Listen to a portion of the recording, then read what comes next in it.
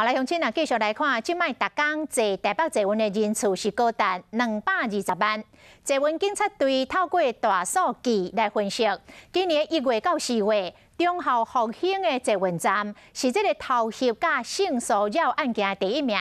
这个性骚扰的时间点，大部分是早起上班人上多的时阵。另外，这个坐运的手扶梯嘛占偷袭案的这个5成。这色狼通常会利用暗时的6点到10点，民众下班较放松、较无警觉心的时阵来犯案。要提醒咱的女性朋友，若拄到偷袭，一定都要大声喊出来，才会当及时把这色狼甲藏起来。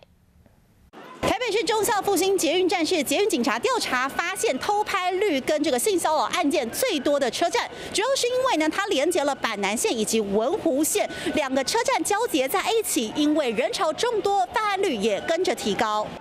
闹热的中校复兴站出现低高，捷运警察分析发现，今年1月到4月，妨害秘密第一名车头是台北车头，再来包括中校复兴、中山站、中校敦化站拢有排着顶。暗时6点到10点的下班时间，趁民众下班忝啊来犯案。尤其即马热天到啊，女性穿较清凉，坐电扶梯可以扣不输鬼金看。多注意吧，因为这个站就是本来就比较多人，就是会有人靠你很近，会一直贴着你，那你就大概知道说他在干嘛。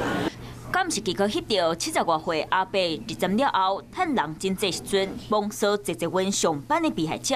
因为是惯犯。被害者报案，随找到这个阿伯，坐阮台铁站嘛出现盲人行坎的低高，因上接出现的车站排名是中校复兴、中校新生和台北车头，时间伫咧下午6点到10点，锁定上下班人济时阵，甲人卡来手来。警察公布数据，嘛加派警察巡逻，提醒民众，若是感觉被欺负无爽快，一定要大声喊救命，才能紧抓到这个不死鬼。